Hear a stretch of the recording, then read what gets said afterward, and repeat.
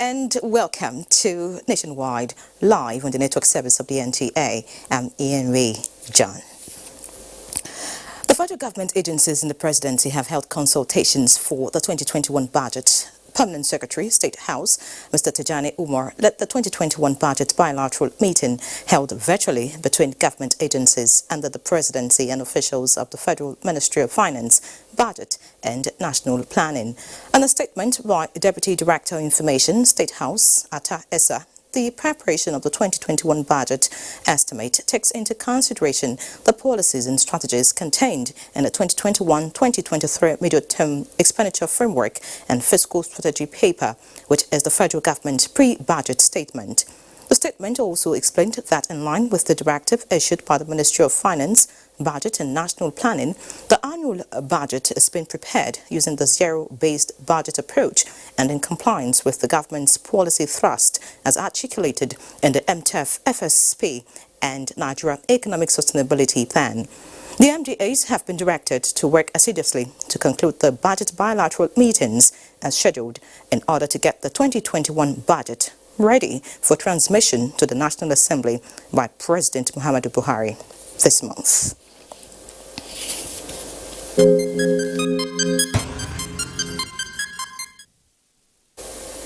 Let's now take a look at the numbers as regards the pandemic. The Nigeria Center for Disease Control, NCDC, has announced 160 new cases of COVID-19 in the country. These 160 new cases brings the total number of confirmed cases to 56,177 in the country. In the breakdown, the FCT and Plateau State both have the highest with 39 cases each. Lagos 30, Kaduna 23, Katsina 7, Rivers and Oyo both have 6 cases each. Others are Yobe 3, Benue also recorded 3 cases, Bayelsa, Abia, Edo and Ekiti all recorded 1 case each. 44,088 recovered patients have so far been discharged, while 1,078 deaths have been recorded. Now, with the prediction of more rainfall and flooding in Ekiti State, sensitization and the campaign for attitudinal change has been taken to flood-prone areas in the state.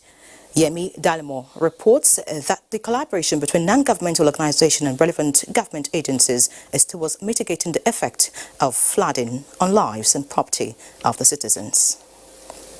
Epodun, Ifelodun and Ijeru local government areas of Ekiti State have been predicted to experience flooding this year, and mitigating this effect on the people to prevent loss of lives and properties informed the enlightenment campaign championed by an environmental activist, Chiyi Ebenezer, in collaboration with NEMA, SEMA, NESTRIA and other relevant government agencies to sensitize the people to cultivate the right attitude to flood prevention. The campaign, flagged off by the Speaker of the State House of Assembly, Fumini Yafuye, took off at the popular Osun River in Ekiti, an area usually was hit by flood, and was taken around the major flash points in the community, culminating at the palace of Ogoga of Ekiti, Oba Adejimi Adu Alagbadu.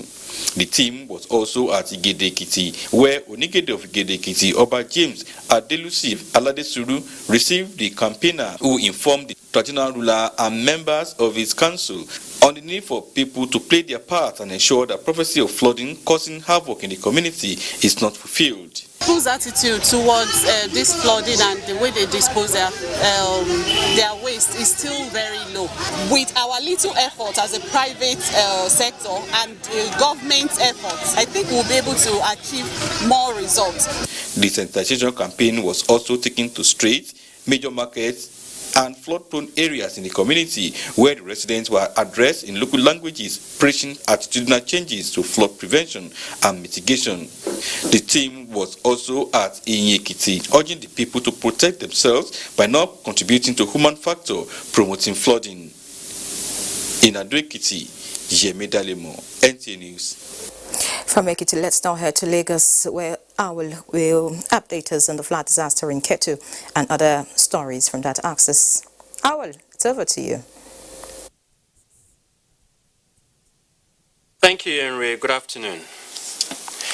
Residents of Oyebanjo Street in Ketu area of Lagos are yet to come to terms with the loss of some children in the vicinity who were swept away by the flood that occurred following yesterday's downpour. Annie Daniels is standing by at the scene of the incident to bring us an update. Thank you, studio. I'm here at Oyebanjo Street. I also have with me an eyewitness who is here to tell us about the incident. We are inside in the corner that 2 people passed through here.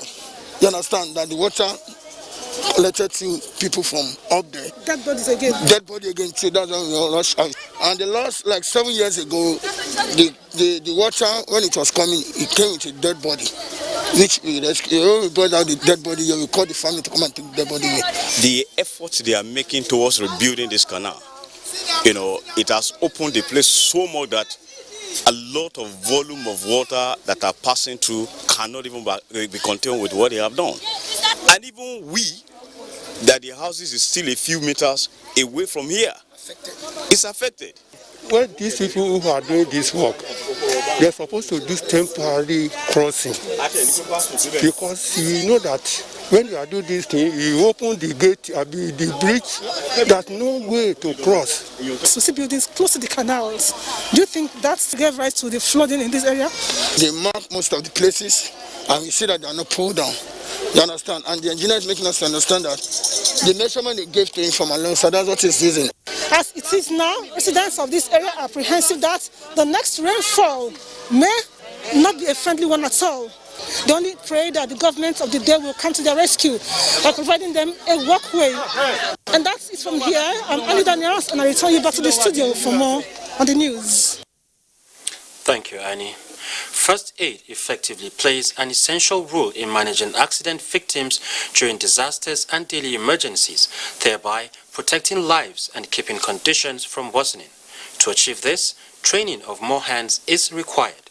This was the crux of discussion at an event in Lagos organized by the Federal Road Safety Corps in collaboration with other stakeholders, with the aim of encouraging individuals to key into the culture of rendering first aid services when it is required. Aguele reports.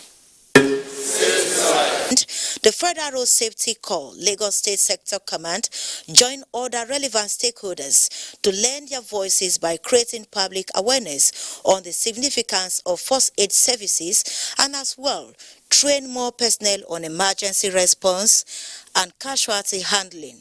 We've been lacking these in the time past, and this has accounted for several needless deaths on our roads due to accident. We're going to assist the community where we serve.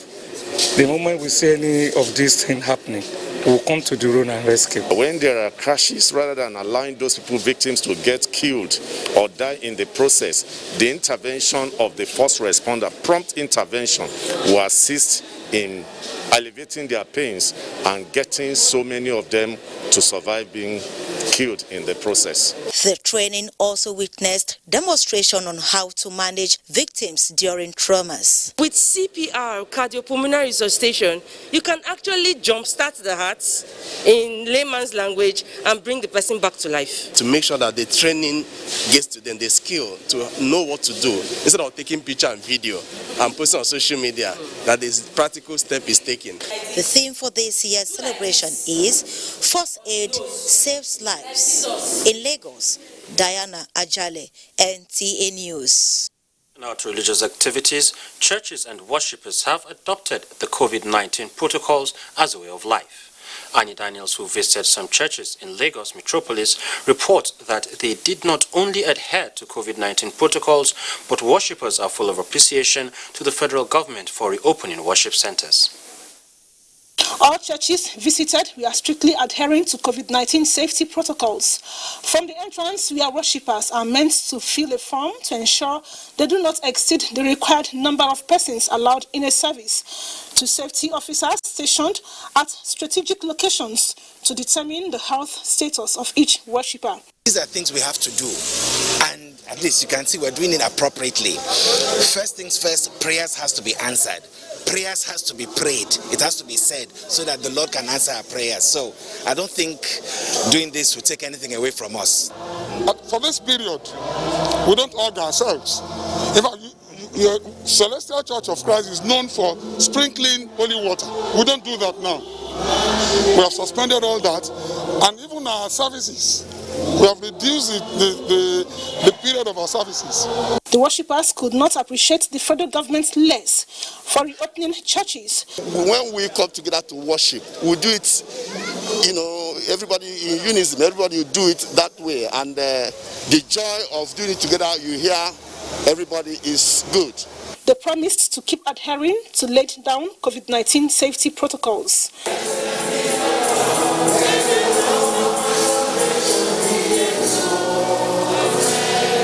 In Lagos, Annie Daniels, NTA News. This is NTA Nationwide. More reports after this timeout. Don't go away. The College Jos, an affiliate of Ahmadu Bello University Zaria, is currently admitting students for its ordinary diploma programs in television journalism, television production, and television engineering. Interested candidates are advised to obtain relevant information concerning eligibility at our website at www.ntatvc.edu.ng or marketing department of any NTA station nationwide. For further information, contact Assistant Director, Marketing, NTA TV College Jos on 0803-314-4383 or the Academic Office of the College on 0806-980-9807. Announcer, Registrar.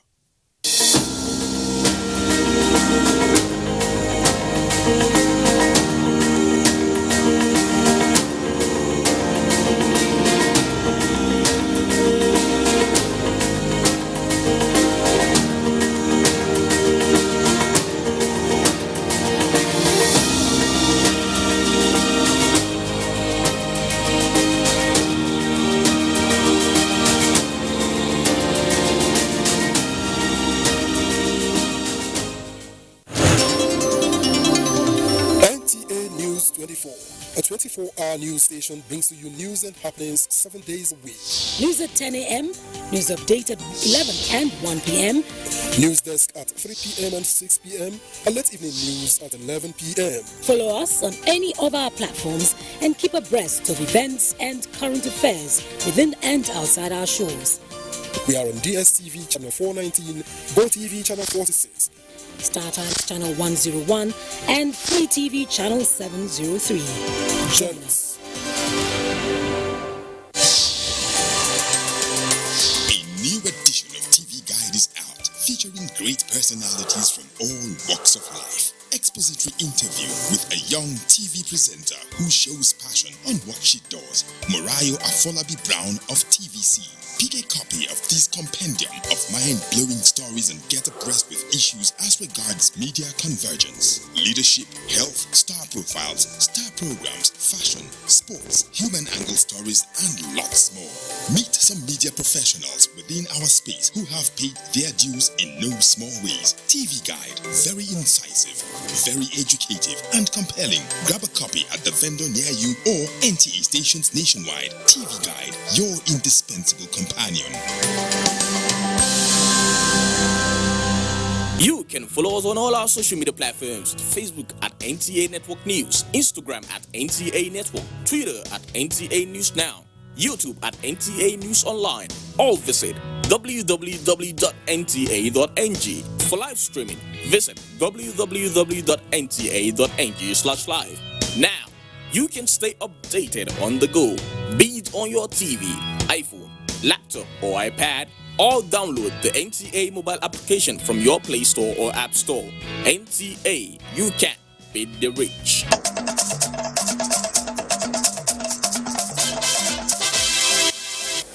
Glad to have you back. Now talking politics, the People's Democratic Party, PDP in Ondo State, has flagged off its governorship campaign ahead of the October 10th governorship election. The party's governorship candidate, Aitayo Jegede, while receiving the party's flag, said his mission is to ensure that poverty and hunger are no longer problems in Ondo State. Abiola Ariyo reports. The PDP rally brought together party stalwarts from across the country who came to affirm their support for the candidacy of Aitayo Jegede in the Ondo State governorship elections. Presenting the party's flag to the candidates, National Chairman of the party, Uche Secondus, and the Governor of Oyo State, who doubles as the Chairman, Ondo PDP governorship campaign, Seyi Makinde, appealed to the people of the state to make the right choice by electing the PDP candidates, saying the state had lacked substantial progress in the last 4 years and requires a visionary leader like Eitayo. We want freedom for the entire Southwest. We expect you, the great people of Ondo State, to consolidate on that victory for PDP. For the youth, there will be industry, there will be development. Other party leaders said that PDP should be given the opportunity to govern Ondo State again, urging the electorate to come out en masse and cast their votes for the PDP come October 10. In Akure, Abiola Rio, NTA News.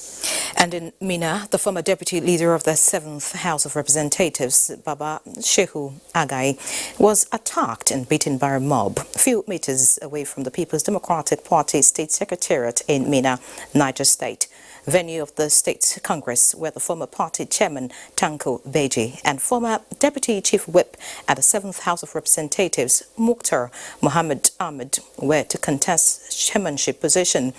Mukhtar Abubakar Wowo reports that the election could not hold after several hours of waiting beyond the scheduled time.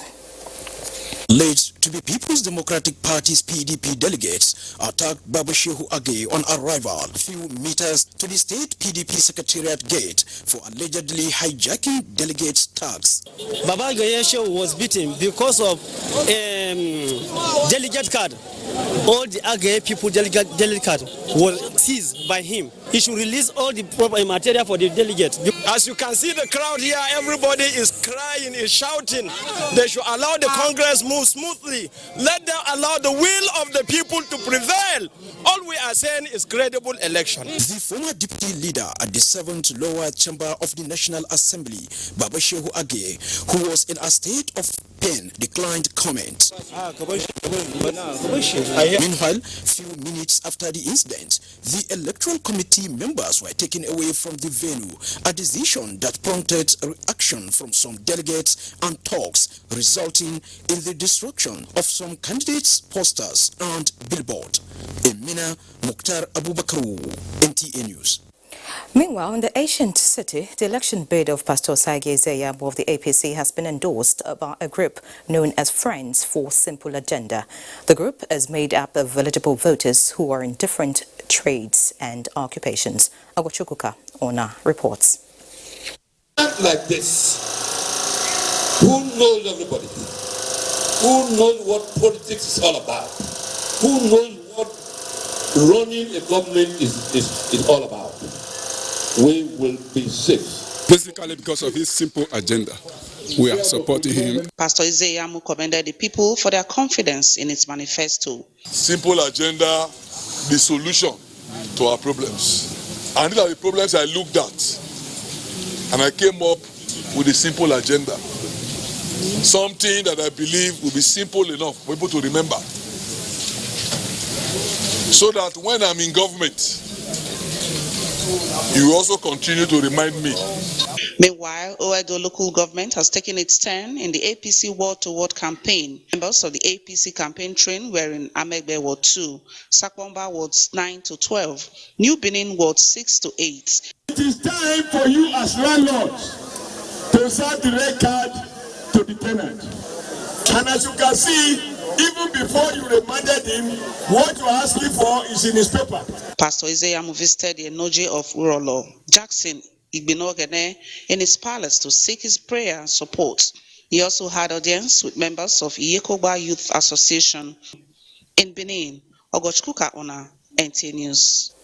And away from politics, conditional cash transfer policy of the federal government still in force as facilitators get more sensitization. For these and more stories, let's join Suleiman in our Kaduna Network Center. Hello, Suleiman.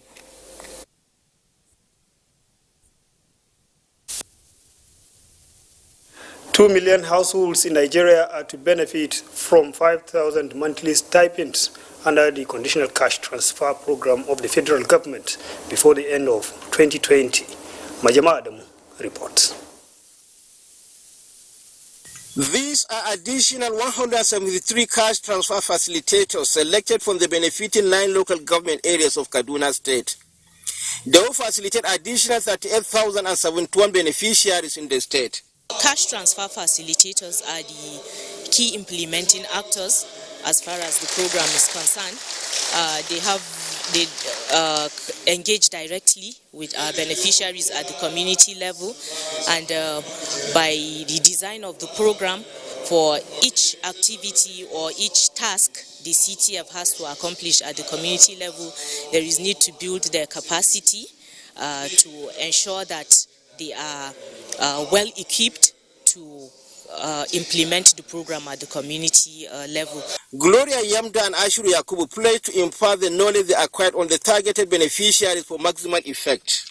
The cash transfer, how are they going to use it, how they will make use of it in order to help them to come out from the poverty. What we get here is a knowledge that you can go and help the vulnerable and the poor people in the grassroots level.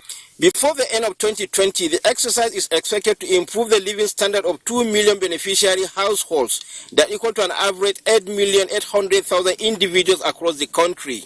In Kaduna, Maijama Adamu, NTA News. National Hajj Commission of Nigeria, NAHCON, is set to introduce Hajj savings scheme to lower income earners among intending pilgrims across the country. Chairman of the commission, Zikirullah Kule Hussein, stated this during an inspection visit to the ongoing project situated at the Kanu Hajj camp. Hadiza Muhammad Ali reports. Savings scheme, which is set to come on board at the end of September 2020, will have the support of financial institutions in the country. The idea is to assist the intending pilgrims save the Hajj fee gradually to be able to perform Hajj operations without hitch. Apart from this initiative, the chairman assured intending pilgrims that their welfare will continue to be his top priority at home and in the Holy Land. It's an accommodation which is ensued. This, we believe, it will become easy to have comfort for prospective pilgrims, as also a way to generate revenue to help us to continuously manage Hajj. While in Kano, Zikrullah Hussein inspected the multi-million naira hospital, an accommodation project to be used by intended pilgrims during Hajj exercise to avoid inconveniences. In Kano, Hadiza Muhammad Ali, NTA News. To strengthen Sharia legal system in Katsina, 20 acting judges have been sworn in to fill in the vacant positions in the state Sharia court. Abdul Malik Hassan reports that the judges sworn in by the chief judge of Katsina State, Justice Musa Daladi Abubakar, were tasked to discharge their duties diligently and with the fear of Allah. The swearing in of the 20 acting judges is coming after the positions were declared vacant following the retirement of their predecessors. The judges selected from the 3 senatorial zones of Katsina State were sworn in after they met the criteria to fill in the vacant positions to serve as acting judges under the Sharia Court of Appeal in the state. Addressing the newly sworn in judges, the Chief Judge of Katsina State, Justice Musa Daladi Abubakar, charged the judges to discharge their duties diligently and professionally, as well strive to protect the integrity of the court.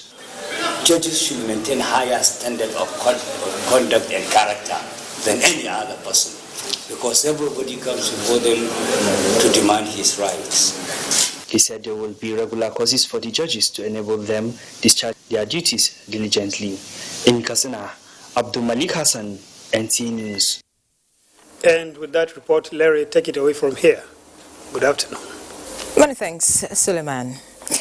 The Joint Health Sector Union is to commence a nationwide industrial action from 12 midnight Sunday, 13 September, as the expanded NEC meeting of the union unanimously agreed that since nothing concrete was achieved at the conciliatory meeting held with government representatives on Thursday last week, a notice by Johansson stated that the 15-day ultimatum has elapsed and their members are going to withdraw their services. It will be recorded that both the government and Johansson have described last week Thursday's meeting as very fruitful. Johansson was to present the resolutions to its members to deliberate on, which was intended to forestall the strike, but that resolution was not agreed on by NEC. However, the Minister of Labour, in response to the President's directive, has scheduled another meeting with all unions to listen to their grievances. The government at all levels have been urged to patronize and make use of indigenous engineers and firms in design and construction projects to encourage and build local capacity.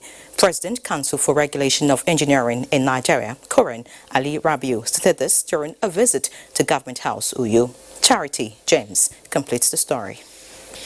Structural development is a panacea to the development of any state and country, hence the need for effective technological and engineering supervision and monitoring.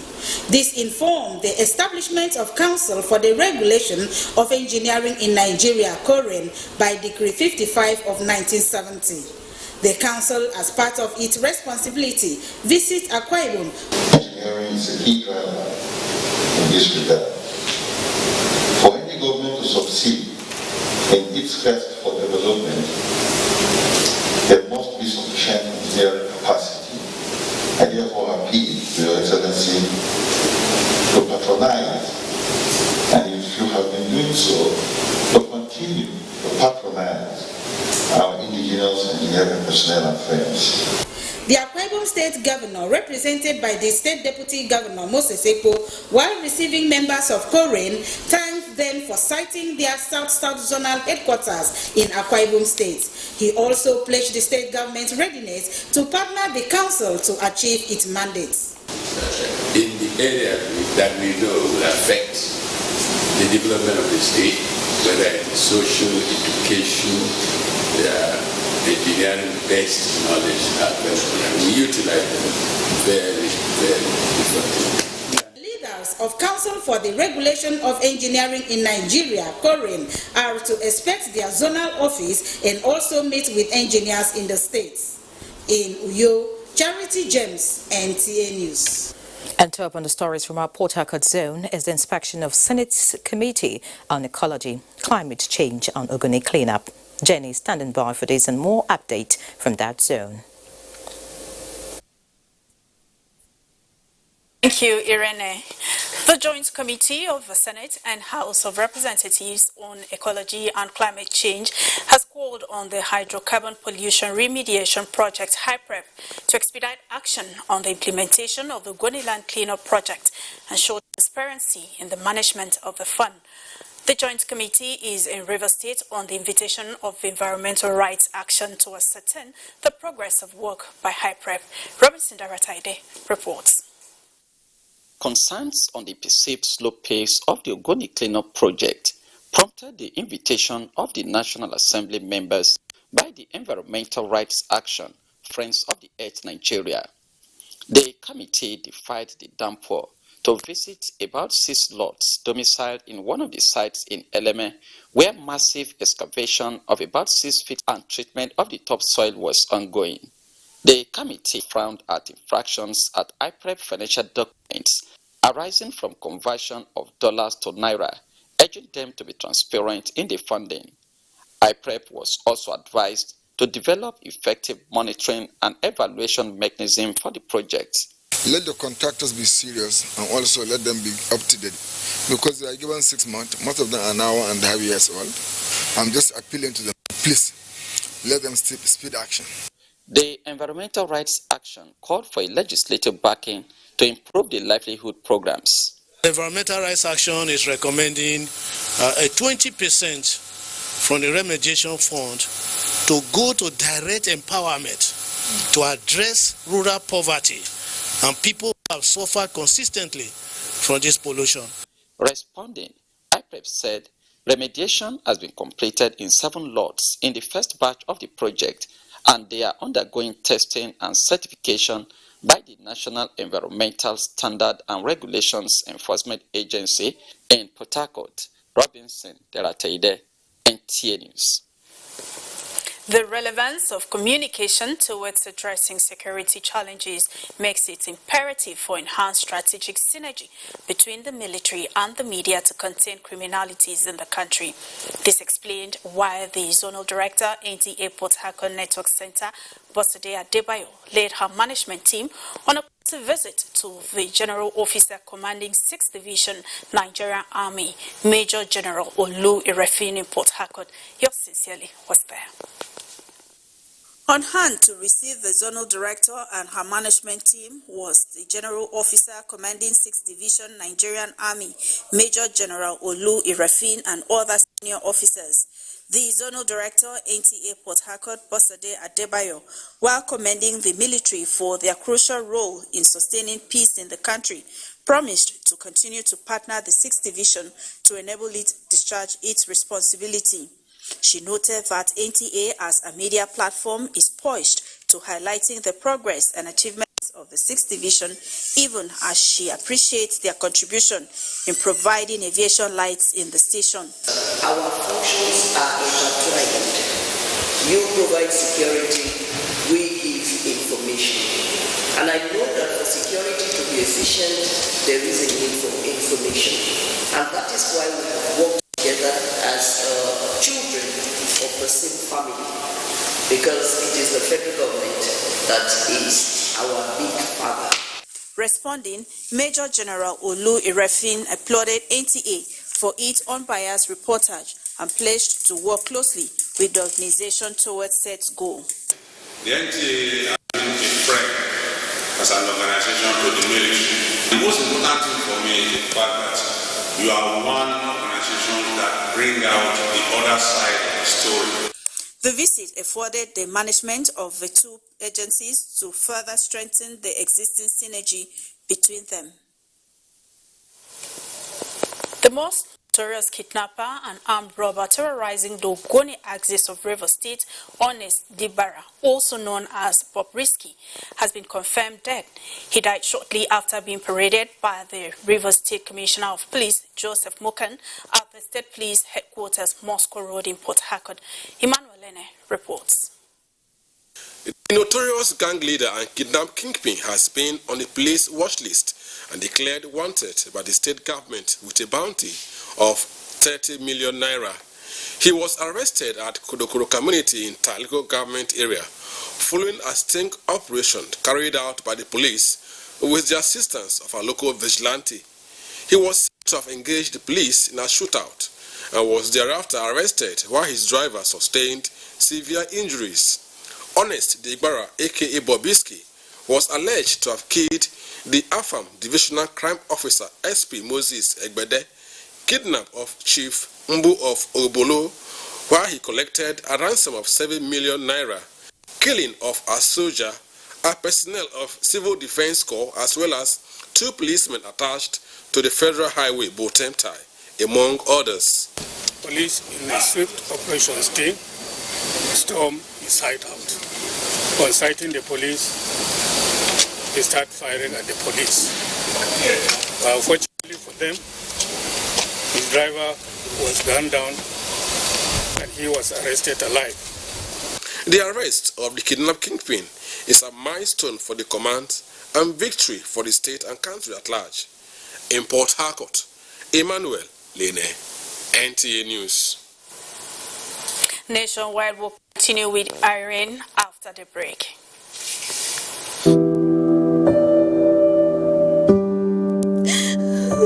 She cries. She cries in anguish and in pain. She bears the scourge of her grief. She toils in vain for justice and succumbs to silence. He gloats over his malady. Like a beast, he pounces with no remorse. Her cry means nothing. Her pain feeds her shame. Like an orphan, she's left to grieve in solitude. But no more will she cry in vain. Her adversaries will henceforth bear the brunt of their cruelty. Rape is evil. Rape is a plague, a pandemic of monumental consequences. We must unite and kick it out of our society. Connect with NTA and stand against rape and rapists. This message is brought to you by the Nigerian Television Authority, NTA. From dusk to dawn, 24 hours a day, NTA International is with you. In your living room, office, and everywhere, anywhere. We provide the company you desire in terms of balanced and up-to-date news, programs, and the best of entertainment.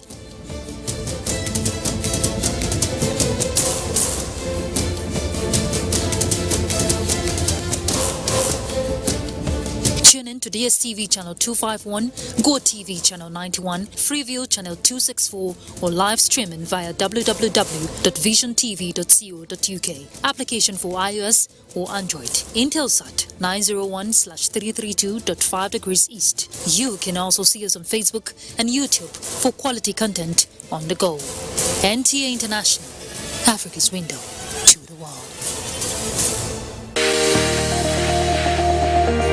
ICPC and NTA say you can help Nigeria to flatten the curve on COVID-19, just as you can help flatten the curve on corruption. Follow transparency, accountability, and integrity just as you follow health guidelines. Stay home with integrity and maintain your distance from corruption, just as you stay away from COVID-19 by maintaining social distance.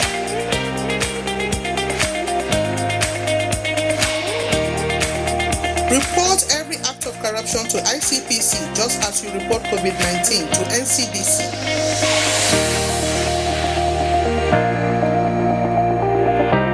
Stay away from corruption, stay safe from COVID-19.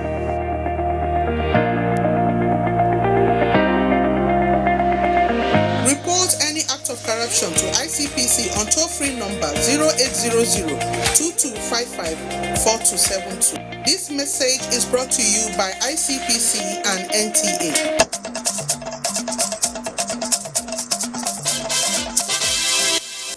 Thank you for staying. Yobe State government is now diverting its attention to developing the resilience of returnees and other vulnerable groups across the state through its emergency food support initiative to ameliorate their hardship induced by insecurity, COVID-19 and flood disaster. Under this drive, the State Emergency Management Agency is distributing assorted food items across 178 political wards in 17 council areas of the state. Yunusa Suleiman reports. The livelihoods of thousands of returnees is one catalyst that the Yobe State government, under its emergency food support initiative, is using to build the resilience of the returnees and liberated communities across the state. Under this goal-oriented drive, more than 600 returnees in Bunyadi have benefited from the gesture, where each beneficiary went home with some food items and other condiments as a way of encouraging them to put the pieces together. So we are appreciating the federal government of Nigeria and even the Governor Maimala Buni for his concerning the people of Bunyadi for the relief materials that he have given to the people. Allah sauwaƙe mu sai da za mu je mu ci da ƴaƴan yanzu haka ma muka fito muka basu ba abin da za su ci mun kai za mu tafa samu ba. The ongoing food distribution exercise is also targeting 150 vulnerable households in each ward of the state to ameliorate their sufferings in this trying moment that is characterized by the effects of COVID-19 pandemic and flood disaster across the 17 local government areas of the state. Aguele Memorial in Bunyadi is one of the communities that's affected by insurgency. Boko Haram stayed in Bunyadi for over 2 years. People have now returned to Bunyadi. So in trying to build the resilience of people, one thing you will do is to ensure that you support them so that they will feel encouraged and stay in the community. The state government, through SEMA, has in many occasions said that these and many other interventions are part of its reconstruction, resettlement and rehabilitation drive. In Damaturu, Yunusa Suleiman, NTA. And away from Yobe State, Salute Nigeria Initiative has organized a one-day 3-in-1 community awareness campaign against insecurity, COVID-19 and gender-based violence. Eliasu Onotu Yakubu reports that this is aimed at promoting national consciousness, interest, agenda and national rebirth. Take the fingers off the trigger. Keep hope alive. Together we shall defeat COVID-19 in Nigeria. And women, our treasure. The campaign against rape and gender-based violence, where the message is the Salute Nigeria initiative is taken to the local communities in support of national enlightenment and awareness. It's not the work of the government alone to develop and prosper Nigeria, that every citizen, every Nigerian citizen has the responsibility of contributing to the development of Nigeria. The initiative seeks to bring opinion molders together in communities on an appeal for behavioral change for national growth. And who is best to drive such messages and ensure that it gets to the target audience than the traditional institution as the custodian of the people's values? We must try what we do to make sure that we abide by the rules and regulations of the health sector. And we need to have focus. We need to give a support to the police. You must understand your environment, understand whom you are dealing with. Asiwaju Moshood Shitu, a resource person, emphasized that for the nation to combat the pockets of security challenges bedeviling it, the people must support the community policing initiative of the present police leadership. When there are crises anywhere, the most important way how to get rid of it is the traces of the root cause of anywhere we have insurgency or crisis like this. Following the launch of the campaign, the initiative will undertake a nationwide drive to hinterlands to combat the issues highlighted. Ilyasu Onotu Yakubu, NTA News. One of the attendant consequences of the coronavirus pandemic is that it created fear of visiting hospitals or healthcare facilities for medical attention, even when necessary. Hakimat Aliyu takes a look at the situation in the Federal Capital Territory and the level of fear among people. Outbreak of coronavirus in Nigeria. Going to the healthcare facility comes with a phobia for many people, as the hospital to them could be a place of contact with sick people who might be carriers of the virus or other infections, amongst other concerns. The fear is simply because if you go there, because the reason, one of the things we have discovered, most people who have malaria, they are being treated for COVID-19. People are scared. I can't even go to Gwagwalada, especially in Gwagwalada at the moment, because of I know that place is an isolation center, or that's where they are taking care of COVID-19 patients. And some even believe that when they go to the hospital, they can be tested positive and come back and maybe die before that time out of fear. With the fears no doubt established, Dr. Zainab Suleiman, a medical doctor at Wuse District Hospital, Abuja, advised the general public not to deprive themselves from seeking medical attention. The hospital has ensured that all patients are to be masked, both the doctors and both the patients. So even patients that are admitted, they have no fear, they have nothing to worry, because there's a considerable number of distance between every patient to also reduce the risk of transmission. Anybody that is at risk or possible, might be a possible carrier, they are usually isolated before they are being attended to. The fear, however, is experiencing a decline with increase in awareness and adequate information amongst people. We have realized that there are precautions. When you take all the necessary precautions, you wash your hands, you clean yourself, you put the mask. People were right to have the phobia, but now the hospitals are safe to visit. Others maintain that taking personal responsibility to stay safe when visiting the hospital or any other place outside your comfort zone remains key to protecting oneself from contracting coronavirus and preventing the spread. In Abuja, Hakimat Aliyu, NTA News. Many thanks, Hakimat, for the reminder. Now, Maiduguri Network Center is next as Borno State government shows more commitment in resettling Kauri returnees in Konduga local government area. Abubakar tells us more on this and other stories making rounds in that axis. It's over to you, Abubakar. It's good to see you here, Ray, and thanks for joining us. Following years of displacement as a result of the Boko Haram insurgency, Borno State government has resettled 750 households in Kauri town of Konduga local government. Deputy Governor Umar Usman Kadafur flagged off the return of Kauri community at Dalori IDP's camp on behalf of Borno State Governor Professor Babagana Umar Azulum before their return to the community deserted 6 years ago. Jadwa John Jesney will now tell us more. At the peak of the insurgency, Kauri town with thousands of inhabitants was destroyed and the people forced to flee to the state capital to take refuge in IDP camps and host community. The town has been fully rebuilt by the Governor Zulum-led administration and social amenities provided for the successful resettlement. Addressing the IDPs at the Dalori camp before the 40 kilometers movement to Kauri town, Borno State Deputy Governor Umar Usman Kadafur appealed to them to live in peace and continue their farming activities.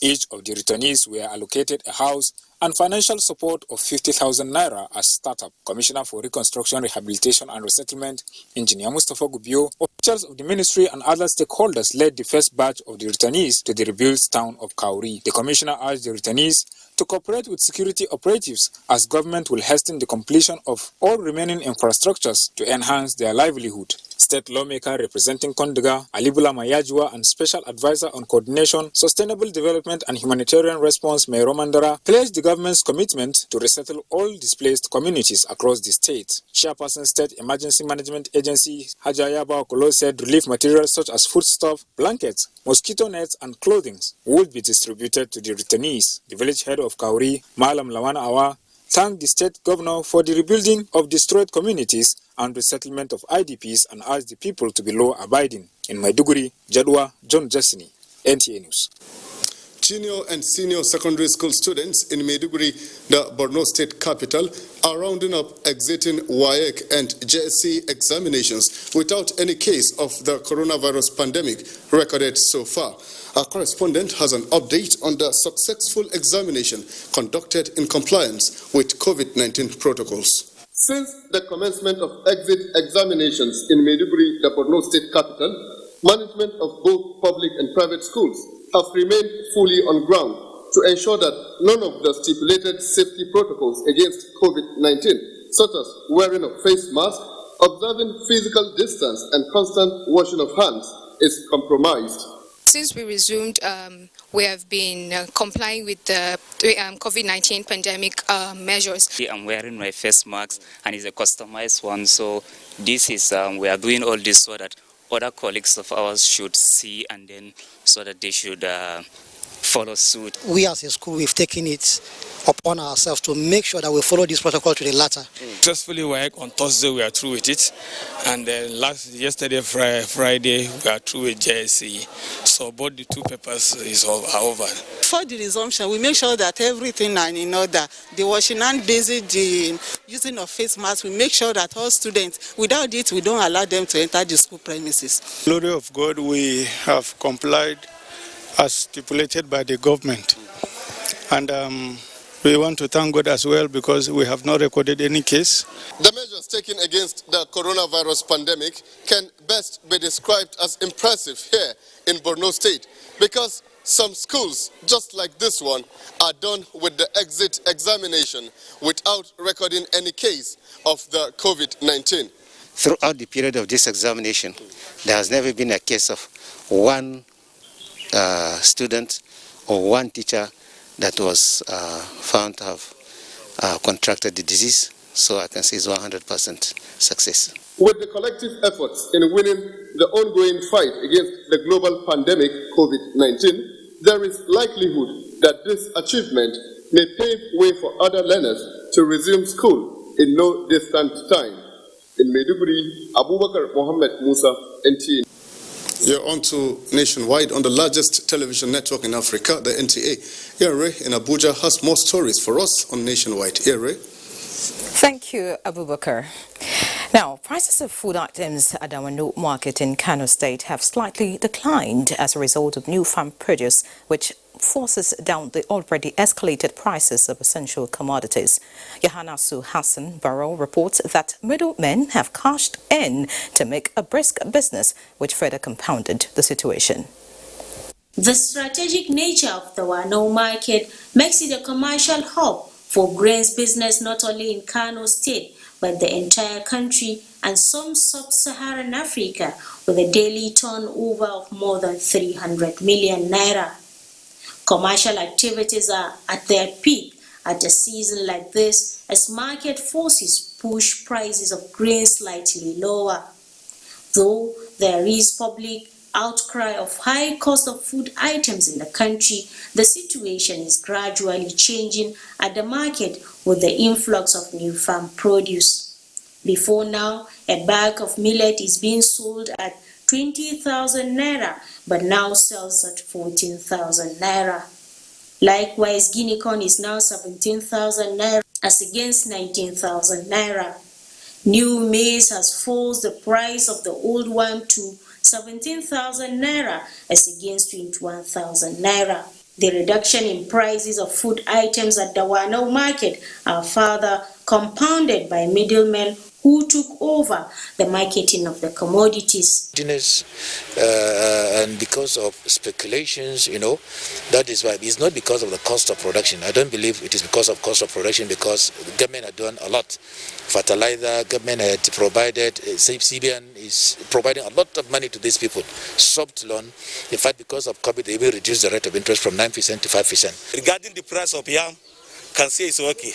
With 200 naira yams, one can feed his family. The Wano market and other grains market like Kwanadawaki rice market may continue to strive and help in moderating prices of essential commodities despite the activities of middlemen, which constitute a hurdle between buyers and sellers, making prices of food items beyond the reach of the common man.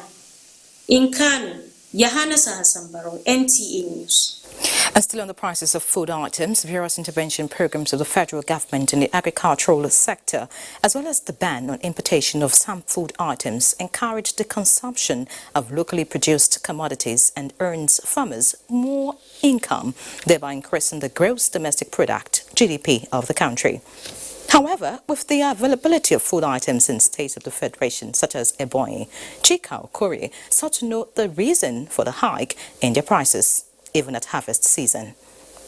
World Bank data 2016 puts the country's agricultural landmass at 708,000 square kilometers, out of which Ebonyi State has 5,538. Little wonder, farming is the mainstay of the people who cultivate a wide range of fruits and cash crops. For instance, the state produces 1.3 million metric tons of rice per annum. Despite bumper harvest this year, access to locally produced food items by consumers appears to be challenging due to artificial scarcity. Farmers have suffered a lot, especially in this year. This produce we made this period, we have to hold it so that when the time we shall sell it, we shall make gain. Our farmers in Nigeria are very, very greedy. They are not actually making use of that window which Mr. President has created for them. You can't imagine a bag of local rice costing about 25,000 naira. No, government is doing great, going into dry farming now. I know Ebonyi State has queued into that farming system. At a time, Nigerians are trying to overcome the effects of COVID-19. Respondents argue that hoarding of food items is least expected. It tells more on the income of the consumers. In the process of overstorage, most of these goods will get expired. In order to crash the prices of foodstuffs, stakeholders suggest the option of regulating activities of middlemen. In Abakaliki, Chika Okore, NTA News. And now a bit of sports. West Bromwich Albion lost 0-3 to Leicester City in week 1 of EPL. For more, let's join Amanzi Marcus.